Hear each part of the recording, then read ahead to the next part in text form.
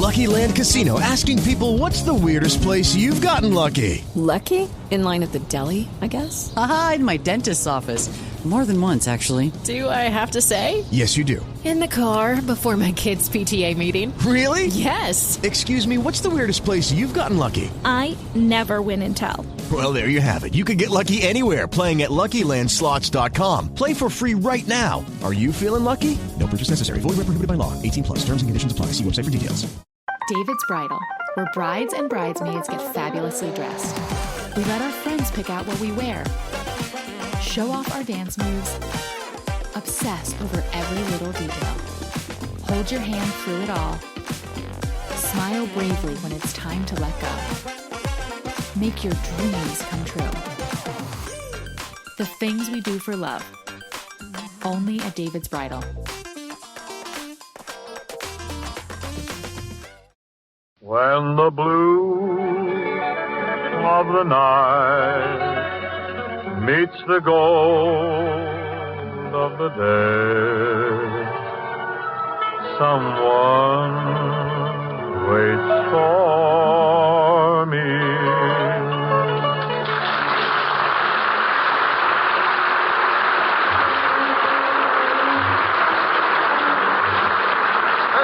Carpenter welcoming you to Philco Radio Time, produced and transcribed in Hollywood with John Scott Trotter, his chorus and orchestra, the Charioteers, Skitch Henderson, and starring Bing Crosby.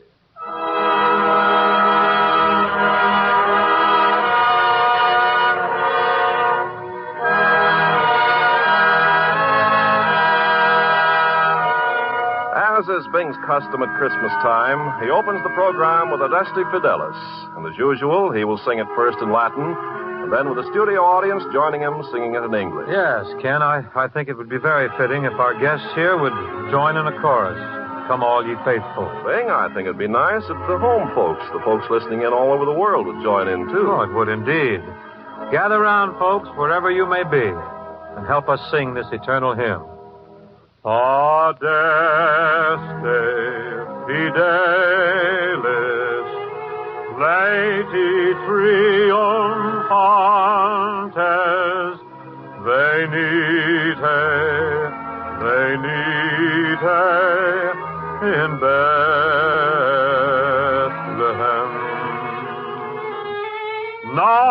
Natum videte, regem angelorum, venite adoremus, venite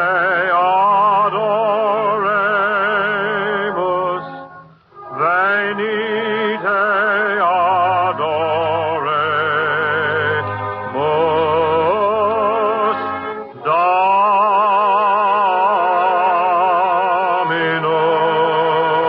Dominum. And now everybody in the family key. Oh,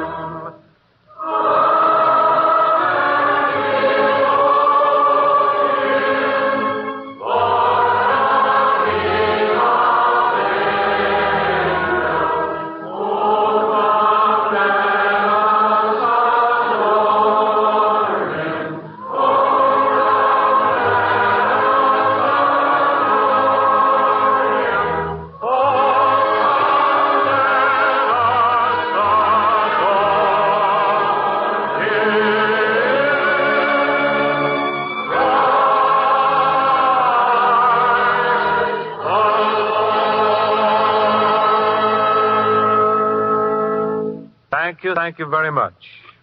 Skitch Henderson has jetted in for the holidays, and he now joins me in Mel Torme and Bob Wells' musical Christmas card, The Christmas Song. Art ready, Lyle?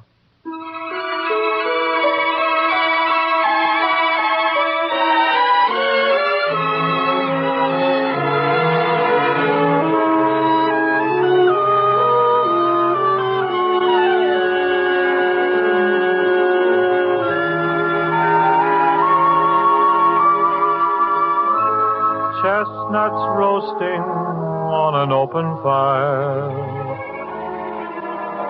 Jack Frost nipping at your nose. Yuletide carols being sung by a choir, and folks dressed up like Eskimos. Everybody knows a turkey and some mistletoe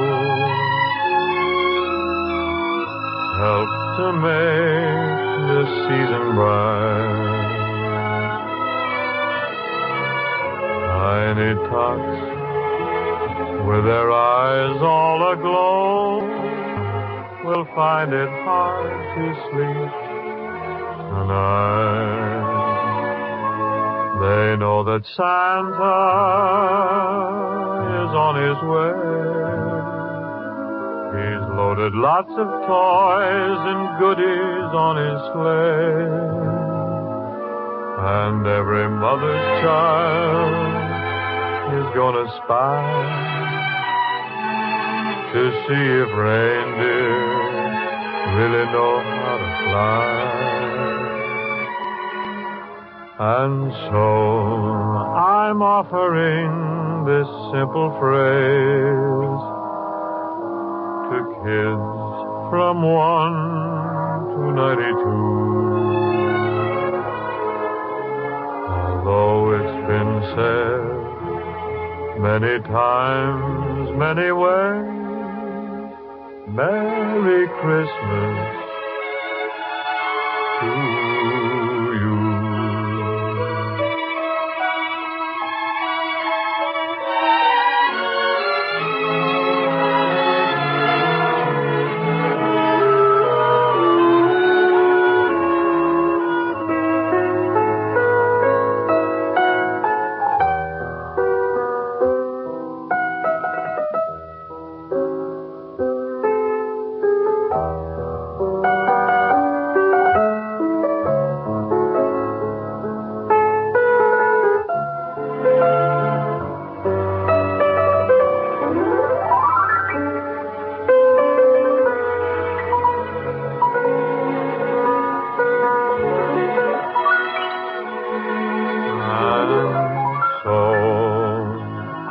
Offering this simple phrase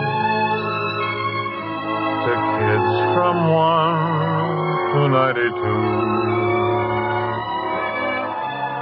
Although it's been said many times, many ways,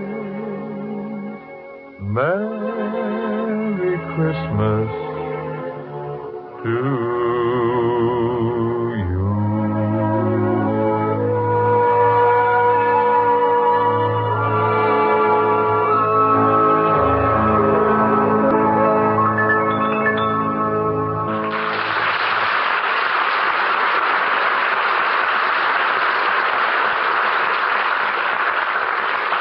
I imagine a Christmas program without jingle bells would be like Christmas without mistletoe or something. We're prepared. We're not going to disappoint you because John Scott Trotter has assembled a bouncy version of this perennial favorite.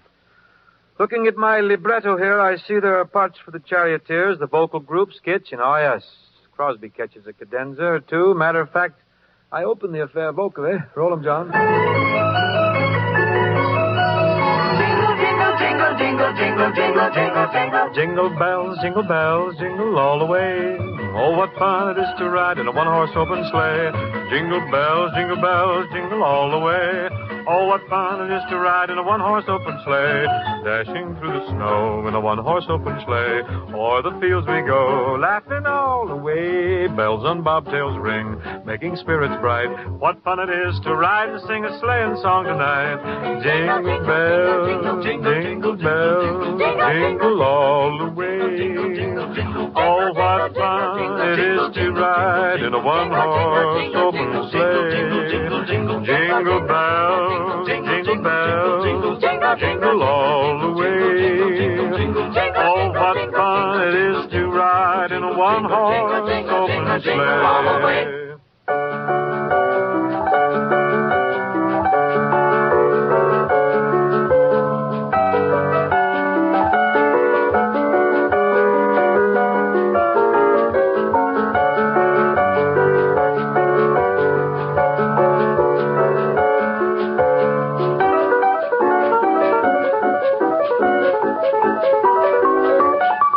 jingle,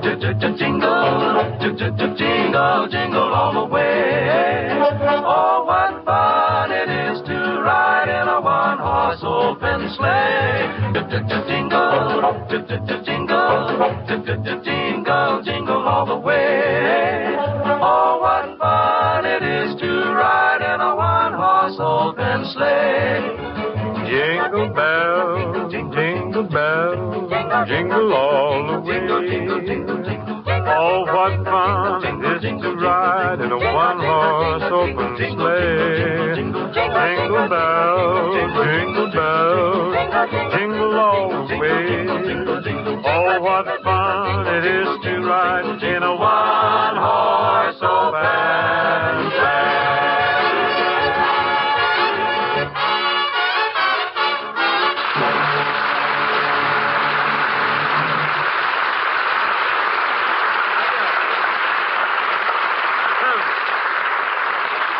Yes, sir, and that little number just fractured the vocal group in the Charioteers threw in 8,482 jingles and never dropped a jingle. That kind of vocal work will give you a lower plate wobble, I guess. And now, here's the Philco man with a sprig or two of vocal holly, And a hunk of mistletoe to you, Bing, from your ever-loving sponsor. Say, the goose really hangs high here tonight. What's your Christmas Eve message for 1947, kid? Just the season's greetings to our friends everywhere on behalf of Philco, its distributors and dealers. Wonderful. Let's parlay that with a Happy New Year for 1948. Yes, from all of us on Philco Radio Time, sincere good wishes for the Yuletide and the coming year. My, we're certainly full of greetings tonight, aren't we? Nothing to sell? Not a thing. Isn't this sensational? Oh, the halcyon days are here on radio, aren't they? Jolly Noel from us all. I guess White Christmas could stand one last delivery before the season ends.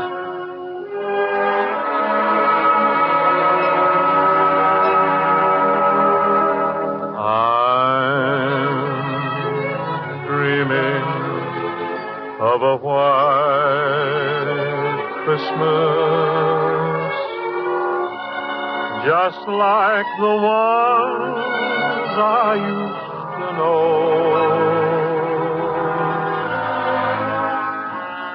where the treetops glisten and children listen to hear sleigh bells in the snow.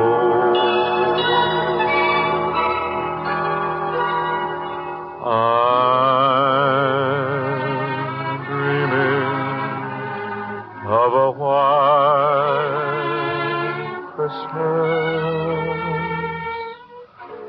with every Christmas card I write.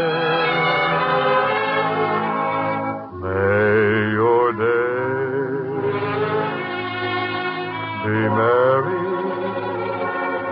and bright,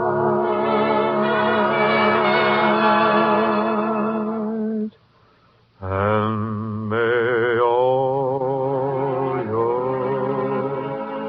Christmases be white.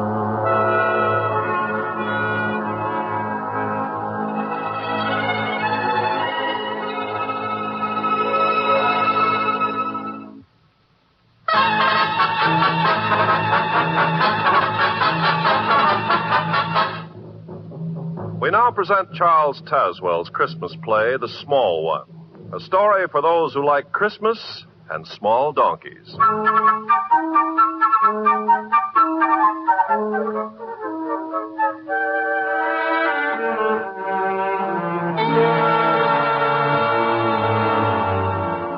The same winter sun that dances on the winter snows up north sprawls indolently at ease in the thick white dust of El Camino del Norte, Old Mexico. A passerby, weary from the heat, has paused to rest in the cool, dripping shade of a pepper tree and has dropped off to sleep. He's suddenly awakened by the shrill voice of Pablo, aged 10, who stands with bare brown legs wide apart in the center of the road and bitterly addresses a small, discouraged, disreputable donkey. A donkey. A donkey you call yourself a stupido. Fine animal with 4 stout legs, one on each corner. A most splendid tail to shoo off the flies. And a most handsome head stuck on the front to point the way you're going. I see. And what use do you make of this excellent equipment the good God has given you? Nothing. Absolutely nothing. You're a disgrace to all the donkeys of Mexico, of all the world, of all... Pablo. See? Oh, buenos dias. I did not know that... What's all the commotion here, young man? What has the poor beast done that you should be so angry? But nothing. Well, then why are you... Then that is all he wants to do, ever. Here it is but 2 days until Christmas, when a load of wood could be sold in the village to buy gifts and a candle. But does that matter to this one? No, he cares for nothing but nothing. Well, a donkey's a donkey, Pablo. They're all the same. But why? Why of all beasts should a donkey be so stubborn? Stubborn? Oh, no, Pablo. That's wrong. But he's always... I know. Everyone says they are. They curse them and they belabor their backs with sticks and they call them stupid, but that's because they don't know the truth about little donkeys. The truth? Yes. It's really not stubbornness, but pride that makes small donkeys so aloof. No wind, sun, rain, pain, or adversity can touch them. You see, their pride is a shield against all the discomforts man or the elements can offer. But what has a donkey to be proud of? Oh, a great deal, Pablo. Bring your small beast over here in the shade. I'll explain. Come along, Cupido. Listen. Listen, Pablo, do you hear that? Only a small donkey can make that sound with his hoofs as he walks on the stones of the road. No other beast can do it. Sit down. Sit down, my son. Si, senor. Now, as I was saying, people are all wrong about small donkeys. A very long time ago, a great honor came to one of them, an honor so great that it lifted him and all his descendants to an exalted place. A place that you or I or all the world might envy. Ever since that time, every small donkey has been content to stand and drowse in the sun or the shade. For he alone of all animals, of all men, has already fulfilled his destiny. His destiny, senor? Yes. You see, once upon a time there was a small donkey. He was 14 unhappy years old, and he had worked hard and long for at least twice 14 masters. He was battered and scarred, and he presented a most distressful appearance. His tail was naught but a piece of limp rope unraveled down at the end. One of his ears stood straight up like a cactus plant, while the other hung drooping like a wilted cabbage leaf. His off hind leg had a decided stiffness. What was his name? They called him the Small One.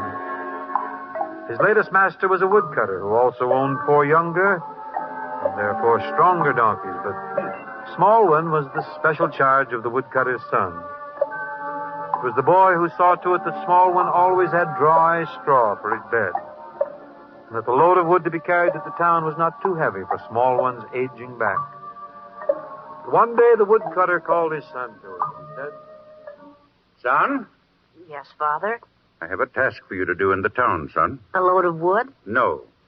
I wish you to take this donkey, the one you call the Small One, to a shop just inside the town gates. I have already spoken to the owner. He'll give you a piece of silver in exchange for the beast. You mean... Oh, you don't mean you're going to sell Small One? He can no longer do his share of the work. Even when carrying half the load the other donkeys carry, his worn-out legs tremble and his sides work like a bellows. But he'll be strong as the others soon. Well, you wait and see. Give him a few weeks. Enough. An old donkey is of little use. One day he might drop dead on us up in the hills, a total loss. Better to take a piece of silver and say good riddance to the beast. You will start at once. You hear? Yes. Yes, Father. The shop you will take him to is the second one on the left as you pass through the gates in town. The second? But that's the tanner's. And what of that? The Small One's hide is old, but it will make good leather. But he's been faithful. He's worked hard. He's done his best. And you can't sell him to the tanners to be killed. Come now. I'll have no tears. No crying over a miserable donkey. Hurry, be off with you. And take good care not to lose that piece of silver on the way home. And so, Pablo, the small boy and the small donkey began their sorrowful journey into town. The boy was heartbroken. He cried for a while. And then he tried desperately to think of some way to save his friend.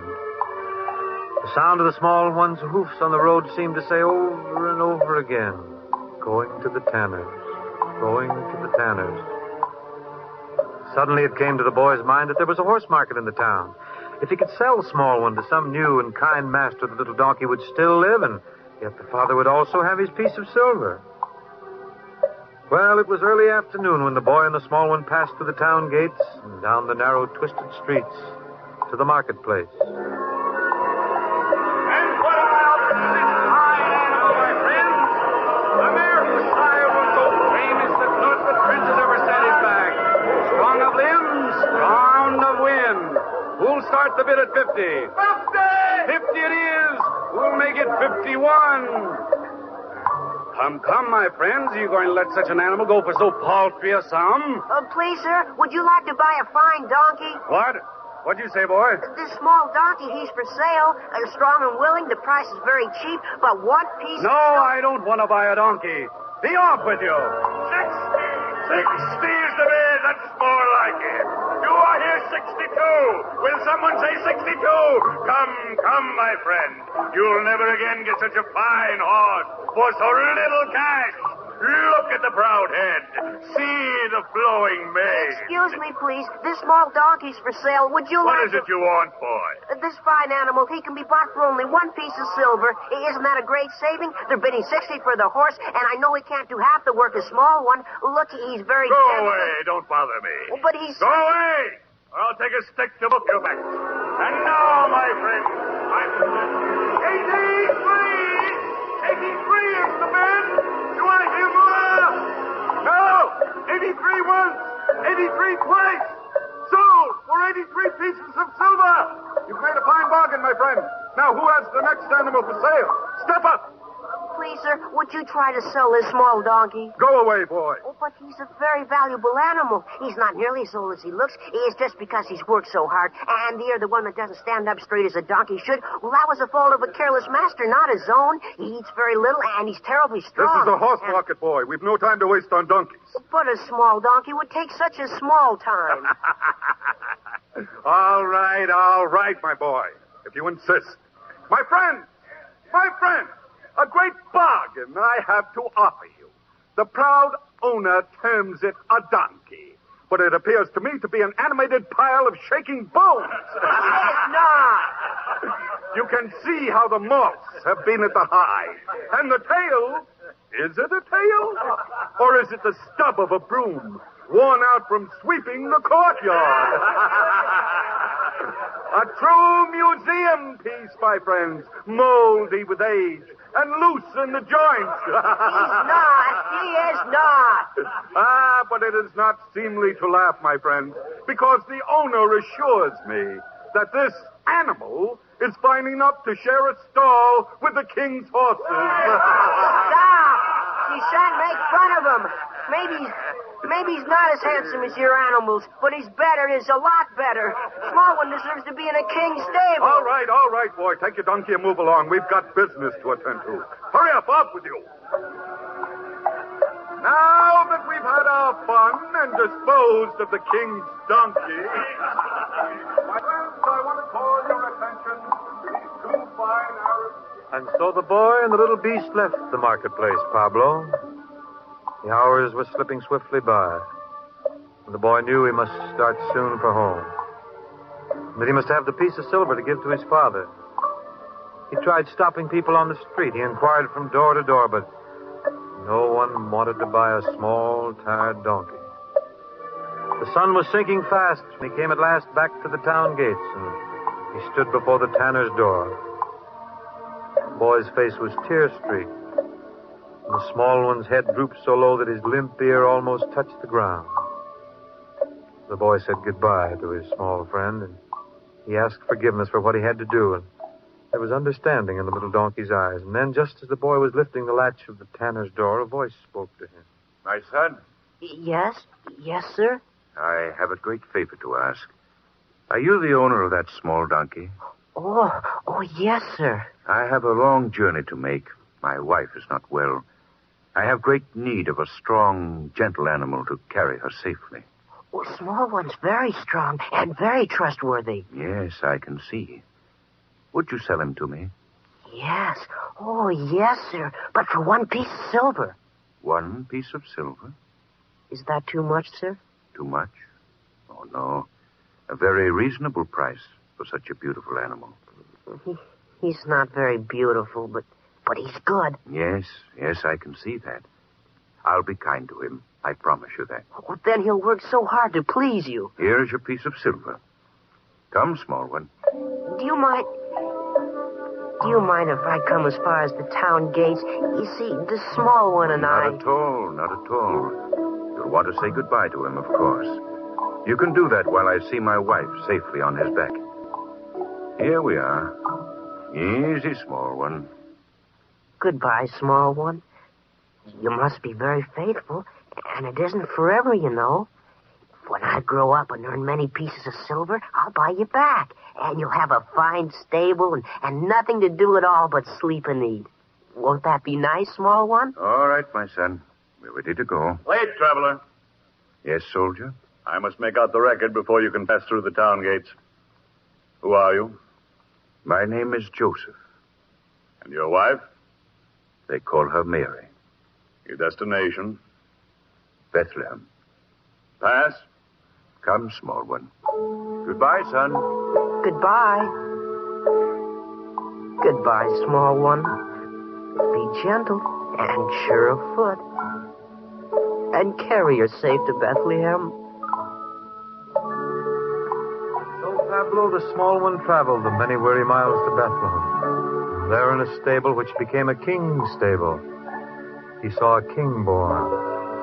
A king of men, of centuries, of life, of death. Yes, the small one's tired old eyes saw the shepherds and the wise men who came to pay homage to his small master. And he heard the voices of angels rejoicing, singing the very same notes his hoofs had rung out on the stones of the road.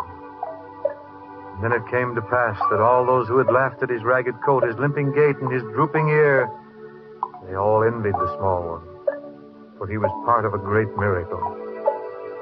It was a long, long time ago, Pablo, my son, but today all small donkeys stand and they dream, especially at Christmas time. They dream of the small one of Bethlehem.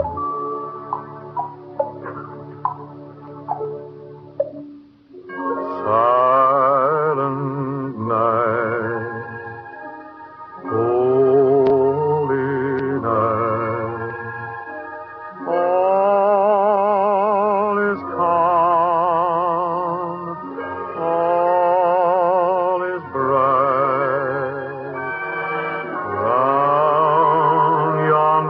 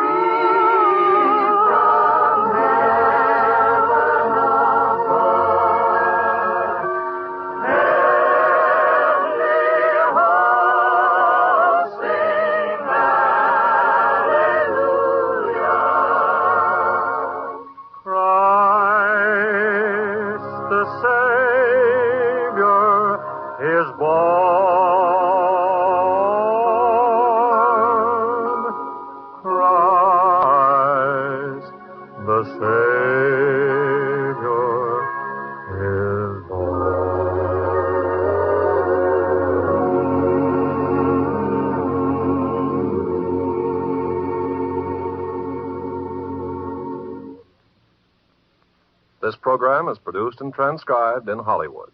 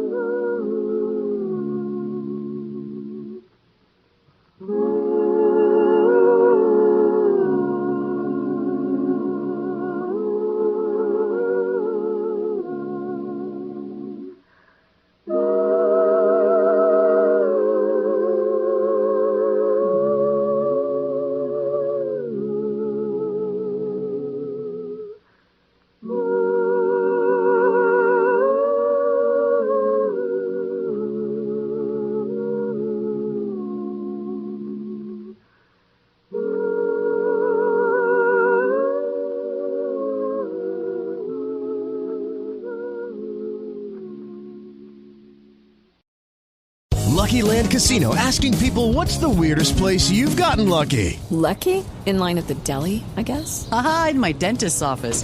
More than once, actually. Do I have to say? Yes, you do. In the car before my kids' PTA meeting. Really? Yes. Excuse me, what's the weirdest place you've gotten lucky? I never win and tell. Well, there you have it. You can get lucky anywhere, playing at LuckyLandSlots.com. Play for free right now. Are you feeling lucky? No purchase necessary. Void where prohibited by law. 18+. Terms and conditions apply. See website for details.